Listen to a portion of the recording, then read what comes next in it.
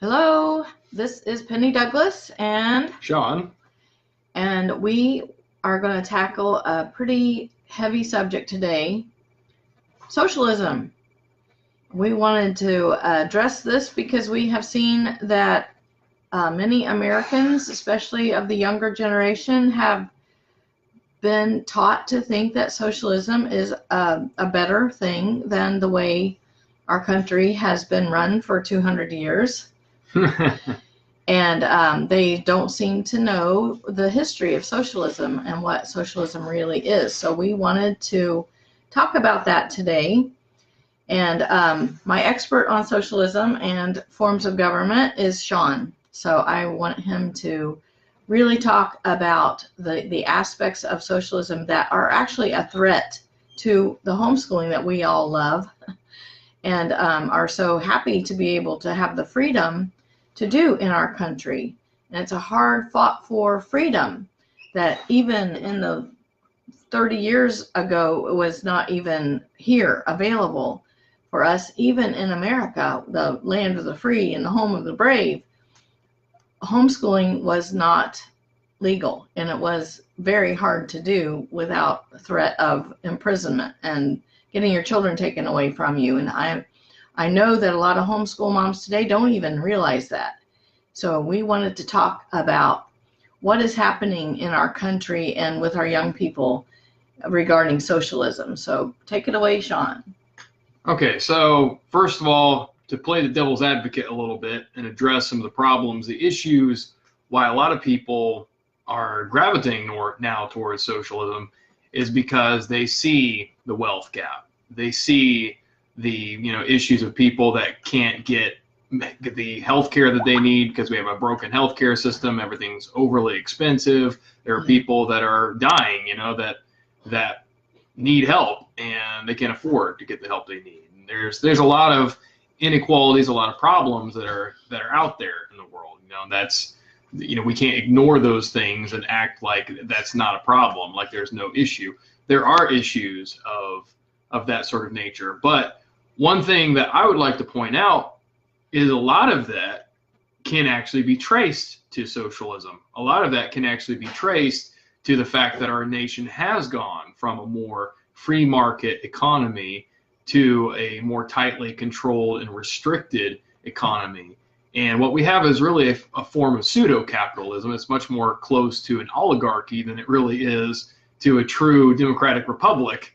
And that might sound a little bit conspiracy out there to some people, but if you really look at the way things are being run, if you deal with lobbying and corporate lobbying and the way that Congress is running things and the abuses of power of the executive branch as well as the judicial branch, then you start to see where things have broken down. And the issue that we have centers on the fact that it's too much centralization of power. Hi, Leah. Thanks for coming on. And that's the inherent issue with socialism, is that it heavily relies on a very strong centralization of power so that people's lives are very tightly governed by an administration as opposed to them having the freedom and having the choices and the responsibility that comes with that. Mm-hmm. So the trade-off is, if it is a free market economy, if it is more laissez-faire, if people have to make their own choices, their own decisions, it is more true capitalism, then they have to take responsibility for their own lives. They have to find the way to feed themselves and their children, and they have to make their own way in the world. Improve themselves and be likable people, and people who will attract other people to themselves and to their ideas. And that can be hard for some people, and for some people it can be impossible, and they may be dependent upon charity. They may be dependent upon others helping them. The thing about forms of government is, when it comes to people having needs, there doesn't necessarily have to be government policy set in place to take care of the needy. There's examples of nations that had all sorts of different forms of government that basically didn't even have impoverished people that had no options. And that wasn't even because of the government at all. The form of government they had was actually irrelevant. It was because culturally It was seen as your civic duty. It's what you had to do as a person. You had to take care of your family, whoever they were, however distant they were, cousin or whatever, you had to take care of them. If you didn't, you were considered a lowlife by the whole culture. And that was Korea before, it became South and North Korea. Before all of this all this modern history, Korea had the cultural mechanism that they believed that you had to take care of family, and if you did not take care of family, then you were just worthless and you were shunned. So people took care of their family members. In Bible times, Ruth and Naomi and the kinsman redeemer, and the family took care of that was a mechanism that was a part of Israel's culture too. Yeah. So there are various cultures that did that. So culturally, people took care of each other. And then there in Korea, same example. Families. If families didn't take care of someone, then the Buddhist priests actually did. The temples were actually there, so that if someone had no family, if they had no one, they could go there and they could get fed, they could get cared for. The only people that, just would live like vagabonds are people that chose to.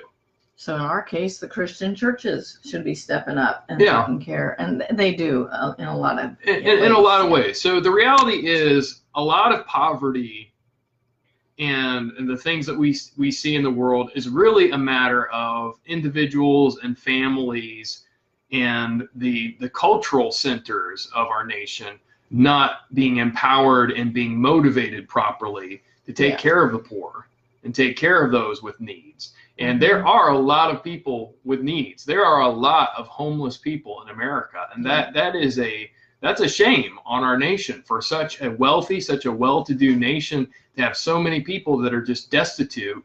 That's a real shame on our culture. That's not a governmental problem. That's a cultural problem. Right.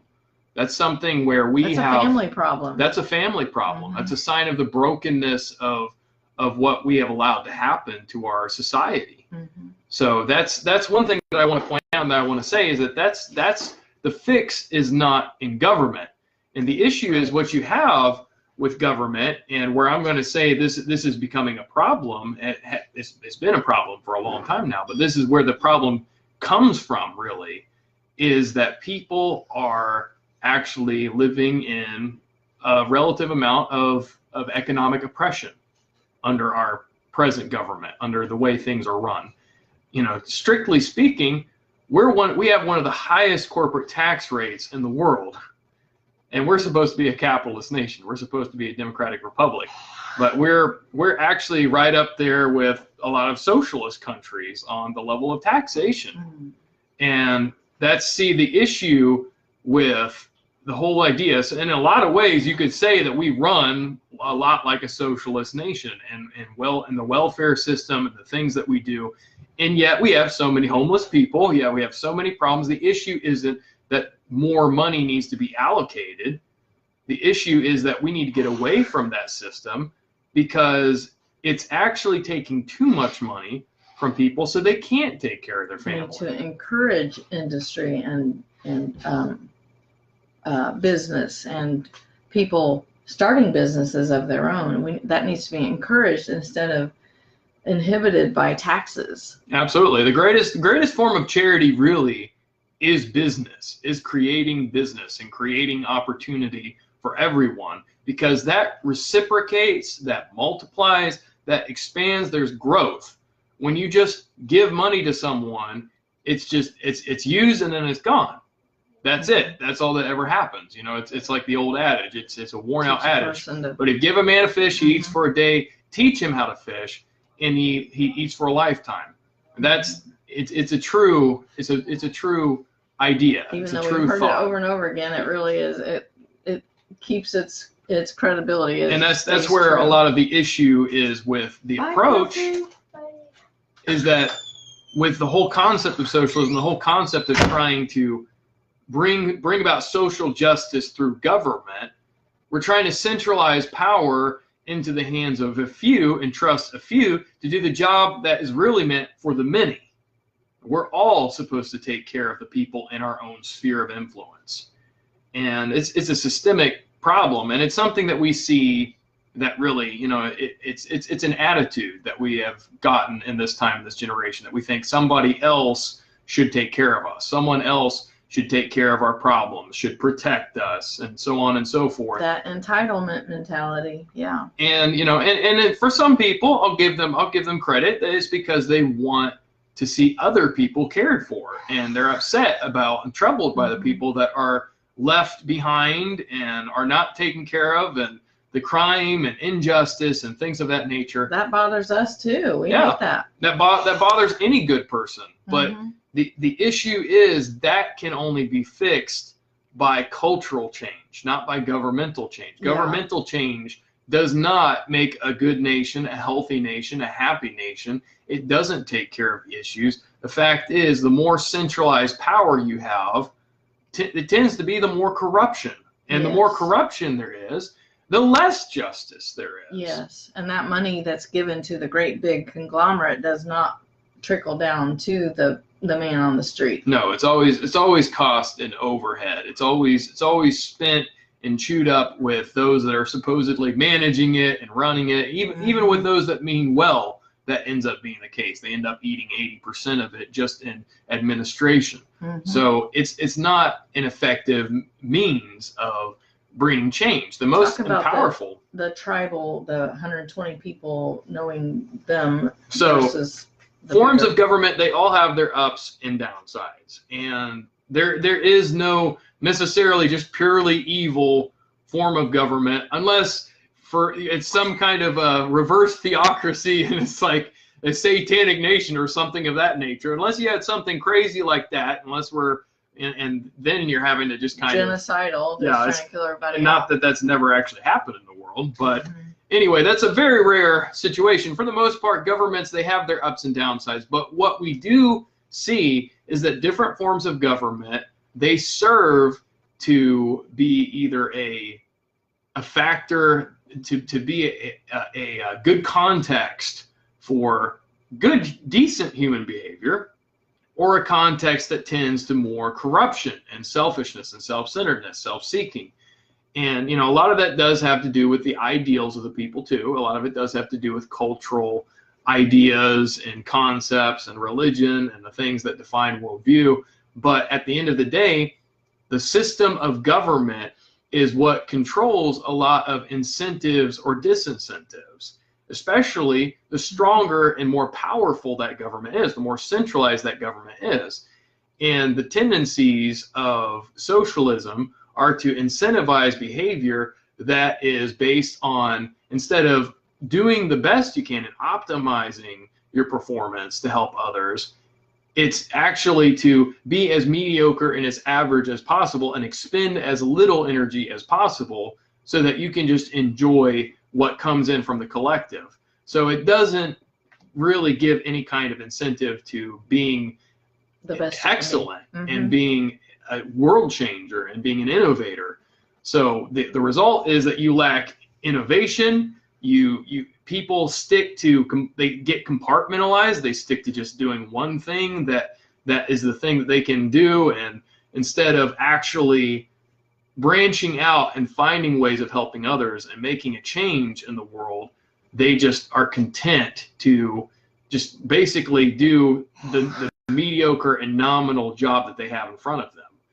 And we see that attitude, and we see that happening in corporate America today, because that's the attitude, and that's the kind of system that we have right now is actually more towards socialism.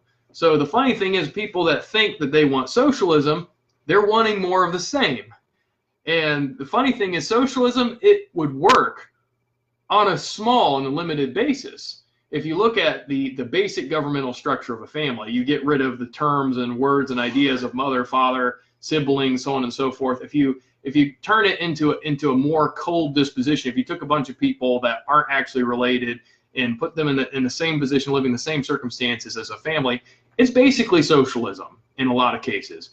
And it works, and that's okay. But the reason why it works with a family is because everyone really is looking out for each other's best interests, and it's not too complex. It's not too large of a number of people. So it's possible for everyone to know each other and know how to work together, and they get the feel for for their common culture and their common ideas and values. So we actually feel responsible for each other. It's not just out of the kindness of our hearts that we're doing something. Yeah, and there's much more of an ability to ensure that there's accountability. If whoever's in charge and whoever tends to have the household authority goes against everybody in the family tends to have more of a feeling like they have a voice usually. Yeah. And they can say something and they can do something about it. So they can voice their concerns. And again, there's always the freedom to leave. Right. Which is something that is an issue with governments, because now with borders and with all of the laws of visas and everything else, we don't really have the freedom just to leave. Especially in a socialist or communist country. Yeah, and it gets worse, and the more centralized the authority of the government is. Mm-hmm. So the reality is when you're asking for socialism, what you're asking for is for a select few to have more power over your life than they already do.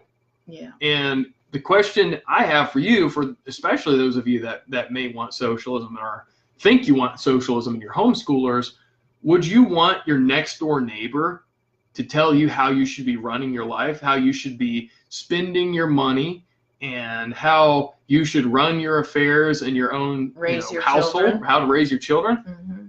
No? Well, why would you then be okay with someone over in Washington, somewhere hours and hours and hours away that you've never even seen them, they've never even seen you, they don't even know you, yet they get to tell you what you do with the majority of your money, they get to set policy for how you're supposed to train your children and what you're supposed to do with them. In some cases, you're not even allowed to train them. You're not even allowed to do anything with them.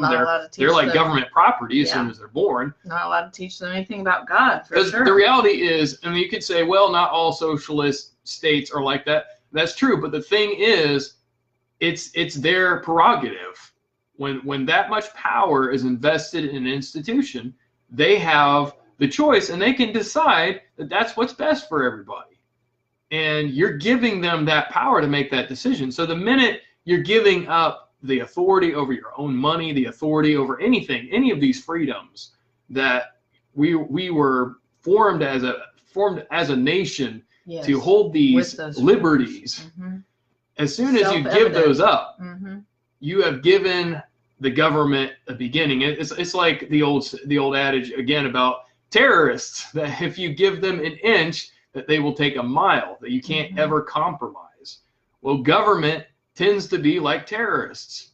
If you give them an inch, you give them one of your freedoms, they start taking all of them. All of them get eroded. Yes. And so the inevitability is you can't fix the problems of the world with government. Right. Really, as our founding fathers established America, the Constitution, and the ideas of the Declaration of Independence, everything that we see that's there, their own assessment was the only reason we want to have this government is to prevent more tyrannical forms of government. Yeah. So in other words, a government only exists to stop worse governments from existing.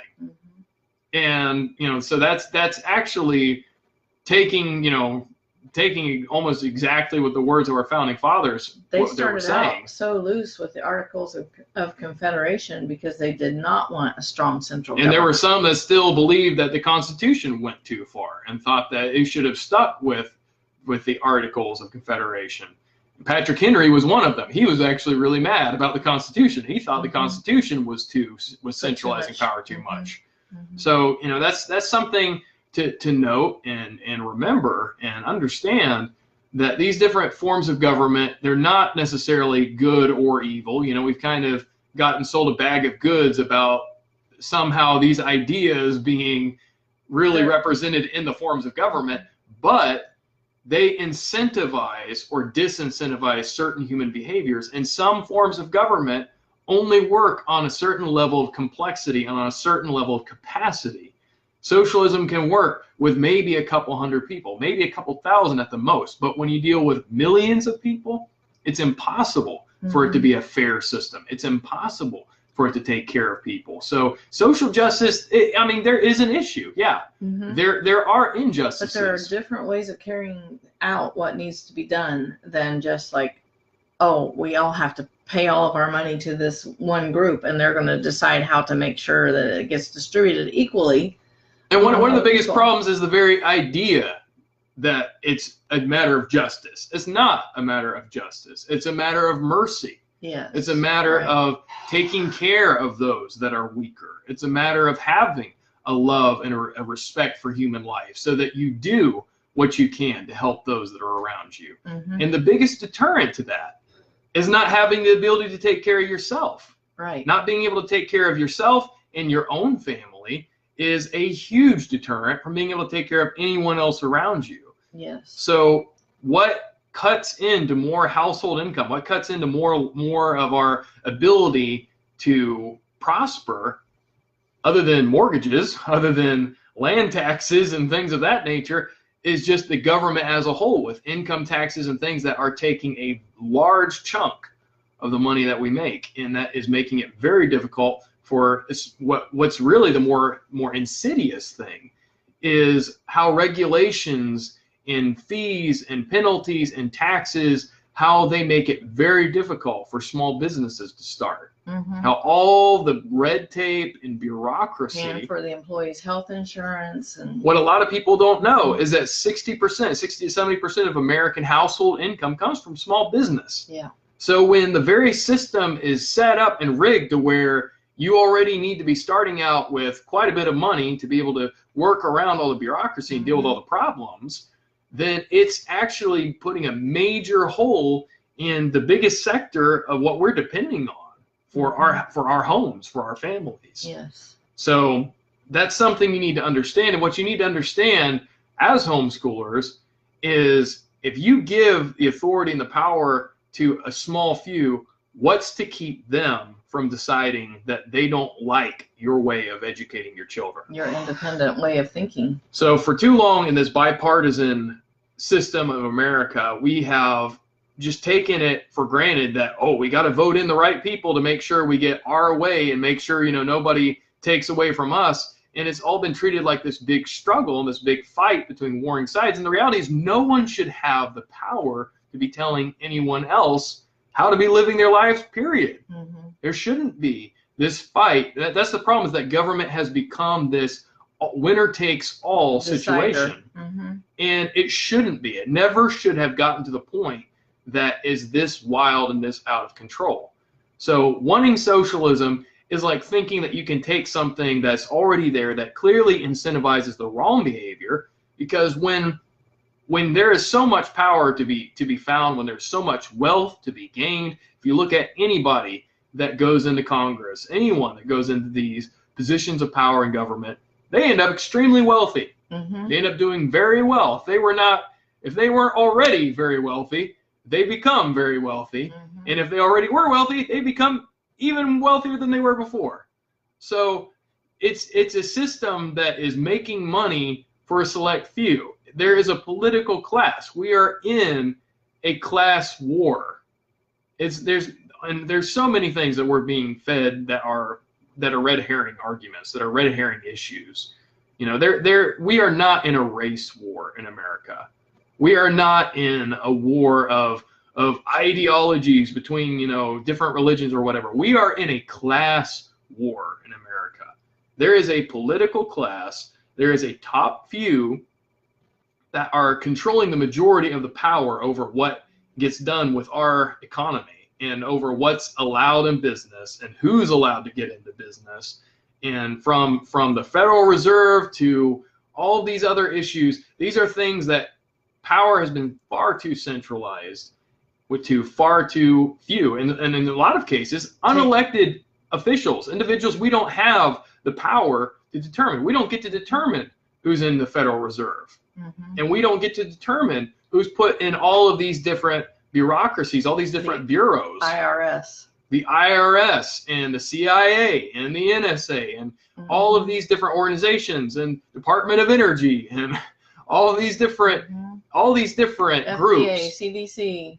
Technically speaking, they're unconstitutional. They shouldn't even exist because they're actually overextensions of the executive branch, which isn't supposed to have that much authority. isn't supposed to have that much power. Mm-hmm. Those bureaus are an abuse of power, and those are unelected individuals that are dictating policy, and policy is being treated like law, when technically, constitutionally, the only laws should be passed by Congress. Yes. So we have a serious problem because we've already tended towards socialism. Yes. We've already tended to a heavy centralization and a resultant abuse of power. It had been happening gradually. Now it's happening quickly, especially with education. And there was a jump. There was a point where it went really heavy, and that was under FDR. Mm-hmm. What a lot of people don't realize is whatever you think of the man personally, that's kind of irrelevant. At the end of the day, it was his abuse of executive power that got us here. He started those agencies. He started those agencies, and he pushed that power. In fact, he's the reason why they had to change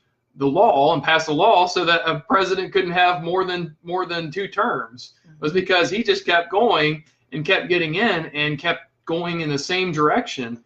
And honestly, it can definitely be argued by the history that his socialist reforms, the New Deal, actually caused the Great Depression to extend for more years than it had to. Yeah. So people tend to give credit to whoever is charismatic and they think, oh, well, it's gotten better because of him. Or they can argue, well, it's not his fault that it's not getting better. There's this and that. That's all just hearsay. That's all just based on opinions. Compassionate. It seemed like the only answer for a lot of people. Yeah, and again, it came down to the fact that what there needed to be was a restructuring of the American economy. There was too much debt. Mm-hmm. There was too much of an overextension of the money and credit. And honestly, the bankers and the banking system, they should have been more compassionate for their own sake. Yeah. They should have realized that throwing people out of their homes and nobody else is there to buy them is a bad idea, is a bad thing. Yeah. So doesn't do anybody any good. No, there needed to be economic recovery, and arguably there would have been, and it would have been much faster, and the economy would have righted itself. People would have righted their own behaviors in a way that worked, because that's what human beings do. We adjust and we adapt. It takes artificial institutions and people with too much power that are pushing their own interests to keep things from working. Necessity. And so, to sum it all up, socialism is not good. It's the reason why we are in the mess that we're in right now. And I mean, it's not the sole reason. Because a lot of it is a matter of losing the cultural values and understanding, losing the principles of hard work and diligence, and families, selflessness of taking care of each other, and seeing that we have a moral imperative to take care of those around us. But ultimately, this form of government and this gross centralization and abuse result in abuses of power. And the mindset of being entitled. It has fed the entitlement mentality. It has been a huge incentive to people to just ask sit back for and more. Let somebody else, have your hands out. They want more. Instead of building more, instead of creating more, they ask for more. And we're all set at a disadvantage because of the way the system is set up. They demand and complain when they don't get it. And we all sense the unfairness that's there, yet we're tricked and we're confused and we're taken by universities and by the media and by certain politicians promising results that they're never going to deliver because no one ever can, into believing that somehow more of the same thing is going to fix something. The question to ask when they're promising that is, where is the money going to come from? Yeah, well, they'll always say that it's going to come from taxing the rich, but that makes no sense. For one thing, the rich always find a way around taxes. They always do. For the other thing, the rich are the government. The political class is always the rich, is always the wealthy, and there has always been a political class. You can call me conspiracy theorist if you want, but that is historical. Throughout history, there has always been a political class. And right now, we are dealing with a political class that is keeping us all from really having the right kind of freedom that we're supposed to have. Left to ourselves, we could make enough money to do well. Absolutely. And there's a lot of societal changes that need to come. There's a lot of changes in values where we need to start being more compassionate. We need to be taking care of others. But it also needs a change systemically, where we do not have a system that actually incentivizes corruption and incentivizes mediocre behavior and incentivizes people that are just putting their hands out wanting more, instead and expecting someone else to take care of them, and choking out anyone that wants to start something new, choking out people that actually want to do good, that actually want to create wealth and value for others. We need a system that incentivizes the right kind of behavior, the right kind of attitudes. And that's not going to come with socialism. That's not going to come with any highly centralized form of government. All right. Yay. Very good. So that's what we wanted to get out to, especially homeschooled moms who have been confused by the media and by what people are saying about compassion. You know, compassion is great and is what God expects from us, but socialism is not how he wants us to carry out our compassion. And we want the homeschooled children and students to know that this is what other people are being taught in the world today, and they might be even getting these ideas from the people that they listen to, the music, the society in general. But this is what is truth, and this is what God wants us to do. The way he set up our nation to begin with was not based on socialism at all. In fact, they tried socialism at Jamestown, and it was a failed experiment. It's always been a failed experiment. It's never worked. Yeah, any group that has tried socialism, it has never worked, because we do have to have our own responsibility for our own lives and the ability to work for ourselves and see the results of our work for us to be fulfilled as human beings. And that is not how socialism is set up at all. Nope. So that is the message that we wanted to get out today. I hope that some people will watch this and leave comments, and you can find me at here at Changed by Love, also at Penny Hockey Douglas on Facebook, Penny Marie, and Penny with an EY, and also at my blog, which is Changed by Love, but it's pennydouglas.com. You can find Sean if you look wherever you can find me. He is my son. He's my friend on Facebook. He's on Facebook. He's on Instagram a lot. And is there any other place? You can follow me on Instagram at I am steadfast1. And that's a one, numeral one. So if you would like to explore this further, or have your children talk to us about this, because it's a real problem for, we've seen that some homeschoolers are actually thinking this direction, that socialism is a good thing. And we want to try to help people, educate people, so that they know that this is not the way that we need to go. And if we want to preserve our freedom to homeschool, we need to be working against this trend of socialism. And it's important to be good apologists about this and to understand the issues where we're at today, because we do have problems today. There are issues. There are things that need to get fixed in society. We have cultural problems. And, we don't want to come with like the same old point of view of like, oh, well, we just need capitalism and we just need to do this. No, what we need change in our society. We do need to have more compassion. We need to offer solutions on a good foundation. Yes, we need to offer solutions, not just shoot down what other people are saying are solutions. Even though clearly their solutions are actually just more of the problem, still we need to understand where they're coming from and know that what they're seeing is legitimate. There are legitimate issues that are out there. Even like the topic of racism. I'm very much against the way everybody is running around pulling the race card, and there is this strong push, more I would say in the media than in anything, to represent this race war that's going on in America. It's fictitious, but there are some incidents of real racism that I've seen, and that span across the spectrums of different subcultures and different ethnic groups. And whether you're in the minorities or you're a white majority, either way, you can have people mistreat you because of your race or because of your religion or because of your ideology. because you're a Republican or you're a Democrat. Or because you don't have much money. Or because you don't have much money.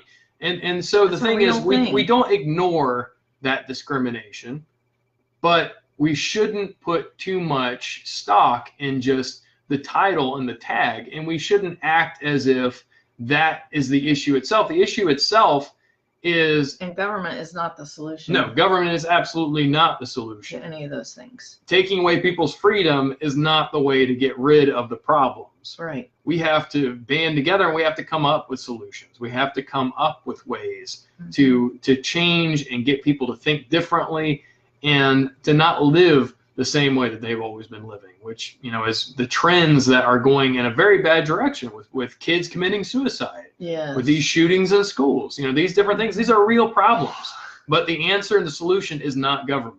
No. We need to change our culture. There needs to be cultural change. Yes. There needs to be real community built, and that's what's going to alter the course of events. And we as homeschoolers have the greatest possibility of doing that, because we have more time with our children to teach them and to help them develop good character, which will help develop a better society and a better cultural norm for behavior and what's right and wrong and what's good and how to treat people, and honesty, integrity, all of those values we can teach and we can instill in our children, because we have more time with them and we're there to teach them those things, and we're keeping them from being taught the other things in the public schools and in colleges, and we're helping them to develop the basic foundation of thought and what's good and what's bad and what's biblical and what's right in God's eyes,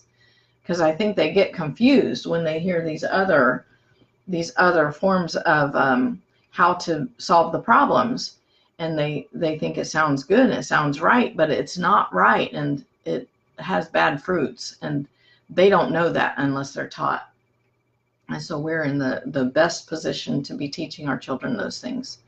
So we'll wrap it up now, and thank you for coming on. Thank you those who catch the replay. Heather, I'm glad you came on, and Leah, thank you for joining. And we just we'll probably do some more things like this later, because this is very important and we're very passionate about the next generation learning the truth and knowing how to live and what's best, and not just being carried away with the media and with what the trends are that are not going to be good for our future and for the future of our children and grandchildren. We've got to think for ourselves. We've got to be empowered as individuals. It's individuals that can build better families, and it's better families that will build a better world. Right. Very good. Okay, we'll see you all later. Thanks for joining, and find us on Facebook and Instagram and connect with us. We'd really appreciate that. Bye. Bye.